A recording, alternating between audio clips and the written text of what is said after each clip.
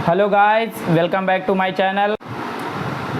आज की इस तारीख को नोट कर लीजिए, कहीं पर लिख लीजिए, क्योंकि ये आने वाले समय में अफ़गानिस्तान की टीम को आईसीसी के किसी भी इवेंट में अच्छा और बढ़िया प्रदर्शन करने के लिए हमेशा ही प्रोत्साहित करेंगी।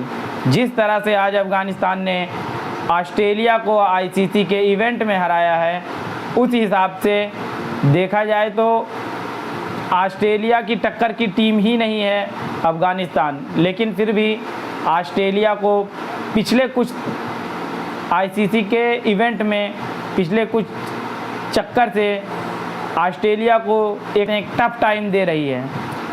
और आज वर्ल्ड कप के इतिहास का वो दिन था जिस दिन ऑस्ट्रेलिया को अफ़गानिस्तान ने हरा दिया और साबित कर दिया कि आज अफ़गानिस्तान एक ऐसी टीम नहीं है जिसे आप अंडर एस्टिमेट कर सकें, खासकर आईसीसी के इवेंट में। आईसीसी के इवेंट में ऑस्ट्रेलिया जैसी बड़ी टीम को हराना किसी भी टीम के लिए एक कोई आसान बात नहीं होती है। अब आप पाकिस्तान को ही देख लीजिए, जो पिछले 28 सालों से ऑस्ट्रेलिया को आईसीसी के किसी भी इवेंट में फाइनल या सेमीफाइनल या सुपर 8 या ग्रुप स्टेज किसी भी राउंड में ऑस्ट्रेलिया को नहीं हरा सकी है। आप इस बात से आप अंदाज़ा लगा सकते हैं कि आईसीसी में ऑस्ट्रेलिया किस तरह से कितनी ख़तरनाक टीम हो जाती है जब वो आईसीसी के इवेंट में उतरती है। 2023 के फाइनल के आप इंडिया और ऑस्ट्रेलिया को मैच के हुए उठा के देख लीजिए। जिस तरह से ऑस्ट्रेलिया ने इंडिया को इंडिया में ही, जहाँ पे इंडियन कंडीशन थी, इंडिया के प्लेयर्स वहाँ पे ज़्यादा कंफर्टेबल थे रन बनाने में, बॉलिंग करने में, बैटिंग करने में, लेकिन ऑस्ट्रेलिया ने जिस तरह से इंडिया को हराया और वर्ल्ड कप जीता, इससे पता चलता है कि ऑस्ट्रेलिया किसी भी देश में किसी भी कंडीशन में आईसीसी के इवेंट में जब शामिल होती है तो वो सिर्फ एक से ही शामिल नहीं होती है कि उसको जाना है और खेलना है और वापस आना है। वो जब भी किसी भी इवेंट में आईसीसी के शामिल होती है तो वहाँ पर वो जीतने के लिए जाती है। इस तरह से आप देख सकते हैं कि ऑस्ट्रेलिया ने किस तरह से सुपर 8 में क्वालिफाई किया और उसके बाद एक बड़ी टीम इंग्लैंड, जो कि उसके सामने एक पिछले बार की विश्व कप विजेता थी, वो अपने आप को आईसीसी में ऑस्ट्रेलिया के सामने उस तरह से कंफर्टेबल नहीं नज़र आई और एक अच्छे खासे स्कोर को चेस करते हुए एक भारी अंतर से हार गई। आप अफ़गानिस्तान के बॉलरों की आपको दाद देनी चाहिए कि जिस तरह से उन्होंने गेंदबाजी की, खासकर नवीन उल हक ने, जिन्होंने ट्रेविस हेड को 0 पे आउट किया।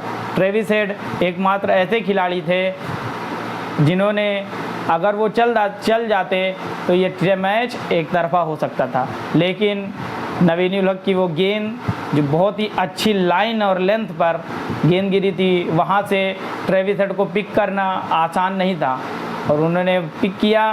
वो चूँकि उनका विकेट गिरता है और वहाँ पे एक बहुत बड़ा झटका लगता है।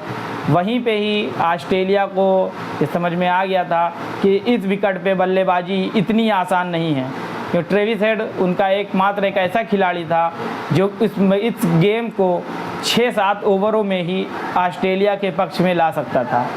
और उसके बाद में आते हैं कप्तान मिचेल मार्श, जो कि ठीक ठाक खेलते भी हैं, 10-12 रन बनाते हैं। उसके बाद एक अच्छे सेटअप के, एक अच्छे लाइन लेंथ से, एक अच्छे सेटअप के तरीके से नवीन उल हक ने उनको भी चलता किया और जिस तरह से उसके बाद ऑस्ट्रेलिया के बॉल बैटर्स की विकेटों की झड़ी लग गई, एक के बाद एक करके सारे विकेट गिरते चले गए। पहली बार 2023 के विश्व कप में अफ़गानिस्तान को अकेले हराने वाला खिलाड़ी, जिसका नाम था ग्लेन मैक्सवेल, उस खिलाड़ी ने अकेले दम पे जिस तरह से ऑस्ट्रेलिया को एक तरफा खींचा, लग रहा था कि अगर थोड़ी देर ये और खेल जाएगा तो ये मैच जो है वो ऑस्ट्रेलिया के पक्ष में जा सकता है।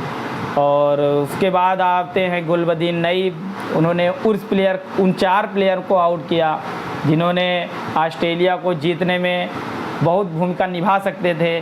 जो पहले ओवर में पहला विकेट गिराते हैं मार्कस स्टोइनिस का।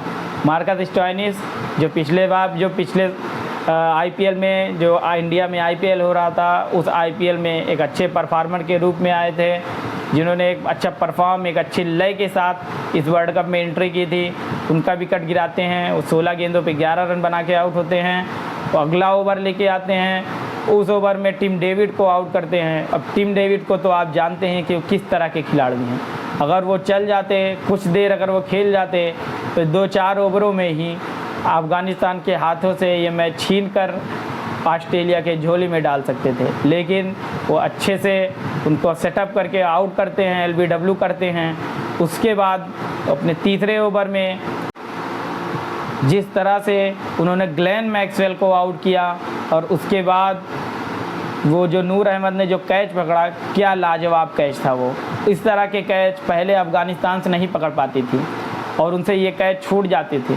2023 के वर्ल्ड कप में अफ़गानिस्तान की हार का वो प्रमुख कारण जो था, वो ग्लेन मैक्सवेल का 2 कैच छूटना था, जिसमें मुजीबुर रहमान ने एक ईजीली कैच छोड़ा था, और टीम के जो कप्तान थे उस समय हसमतुल्लाह शहीदी, उन्होंने भी एक बिल्कुल लाइटली कैच इन्होंने छोड़ा था। इसका खामियाजा उनको 2023 में भुगतना पड़ा था अपनी हार के साथ। लेकिन आज वो नहीं किया उन्होंने। एक कहावत कही जाती है कि किस्मत के भरोसे कोई भी टीम ज़्यादा दिन तक किसी टीम से नहीं जीत सकती। अगर कोई भी टीम ईमानदारी से मेहनत करती है और रन बनाती है, अपने आप को एक टीम, एक यूनिटी की तरह अगर आप खेलते हैं, अपने आप को साबित करते हैं, तो ज़्यादा दिन नहीं कि मंजिल आपसे ज़्यादा दिन दूर हो। मंजिल एक ना एक दिन आती ज़रूर है, और आज अफ़गानिस्तान के लिए वो दिन था, वो क्षण है, वो पल है जब अफ़गानिस्तान ने ऑस्ट्रेलिया को हराकर उस मंजिल को पाया है। ये दिन, ये आईसीसी का इवेंट, ये हमेशा याद रखा जाएगा कि किस तरह से ऑस्ट्रेलिया को अफ़गानिस्तान ने आईसीसी में हराया था। और अफ़गानिस्तान के आने वाले समय के, आने वाले यंगस्टर्स के लिए ये एक प्रेरणा बनेगी, जिससे अफ़गानिस्तान भविष्य में आईसीसी की ट्रॉफी उठाएगा। और जो दिन दूर नहीं जब अफ़गानिस्तान भविष्य में आईसीसी की ट्रॉफी उठाएगा। और मेरी शुभकामनाएं साथ हैं सबके कि अफ़गानिस्तान इस वर्ल्ड कप के सेमीफाइनल में क्वालिफाई करे और अच्छी फ़ाइट करे, सामने वाली टीम को अच्छा फ़ाइट दे। और मेरी अपेक्षा है कि अफ़गानिस्तान और भारत इस वर्ल्ड कप के फाइनलिस्ट बने, और जिसमें कोई भी टीम जीते, अफ़गानिस्तान जीते या भारत जीते, दोनों अपनी ही टीमें हैं, और दोनों जो भी जीतेंगी इन दोनों में से